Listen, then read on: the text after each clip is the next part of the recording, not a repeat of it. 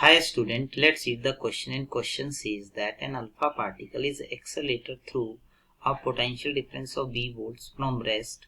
The de Broglie wavelength associated with it is, first option है square root of 150 divided by b, second option है 0.286 root b, third है 0.101 root b, fourth है 0.983 और root b. देखिए यहाँ पे हम की कंसेप्ट की बात करें तो जो की कंसेप्ट हमारे पास है, ये की कंसेप्ट क्या है कि जब भी हम किसी चार्ज पार्टिकल को पोटेंशियल डिफरेंस में जब वोल्टेज में रखते हैं तो वो क्या होता है, एक्सेलरेट होता है. इसके दौरान वो काइनेटिक एनर्जी गेन करता है. तो जो काइनेटिक एनर्जी का गेन होता है दैट इज इक्वल्स टू, ये आपके पास आएगा चार्ज ऑन पार्टिकल और पोटेंशियल अप्लाइड. तो जो काइनेटिक एनर्जी गेन है that is equal to charge on potential.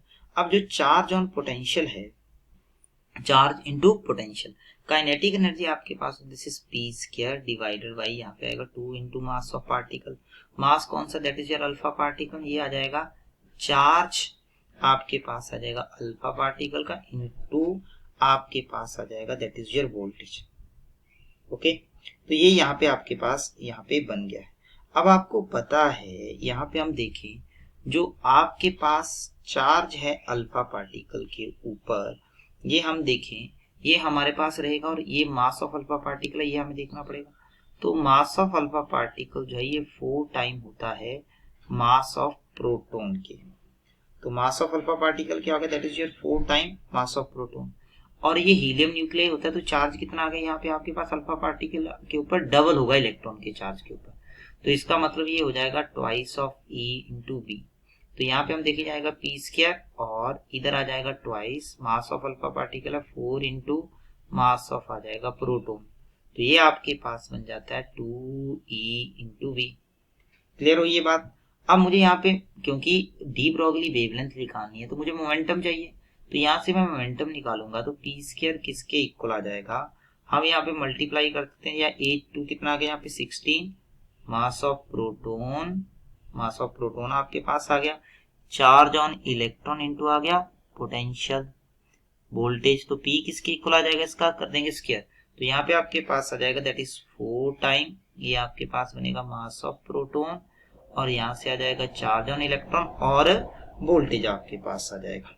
Okay, यहाँ पे हम ये सारी वैल्यू पुट कर देते हैं तो आपको पता है यहाँ पे आ जाएगा 4 और मास ऑफ प्रोटोन हम जानते हैं, मास ऑफ प्रोटोन हमारे पास होता है 1.67 इंटू 10 पावर माइनस 27 kg और चार्ज ऑन इलेक्ट्रॉन क्या होता है 1.6 इंटू 10 पावर माइनस 19 कूलम. यहाँ से आ जाएगा. और जो पोटेंशियल है इसको हम एज इट इज रखते हैं, वोल्टेज को एज इट इज रखते हैं. ओके, तो ये इस सब को जब मल्टीप्लाई करते हैं ये आपके पास आता है, ये बन जाएगा 4 इंटू, इस सब को हम सॉल्व करेंगे, ये आ जाएगा 1.634 इंटू आपके पास आ जाएगा 10 पावर माइनस 23 और यहाँ पे आपके पास आएगा स्क्वायर रूट ऑफ पी.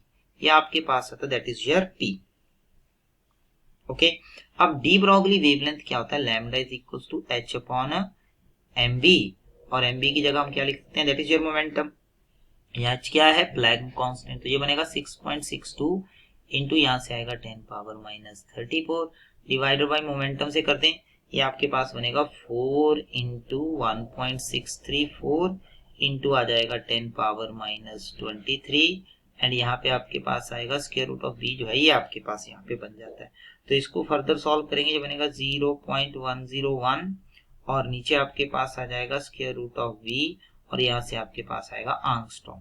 तो लैम्डा क्या बन जाता है, लैम्डा आप देखिएगा जो बनेगा 0.101 और यहाँ पे आपके पास आएगा स्क्वायर रूट ऑफ v और ये किस में आ गया आपके पास, that is in your angstrom. तो इसका मतलब यहाँ पर जो थर्ड ऑप्शन होगा that will be your right answer. So I hope this will clarify your doubt. Thank you.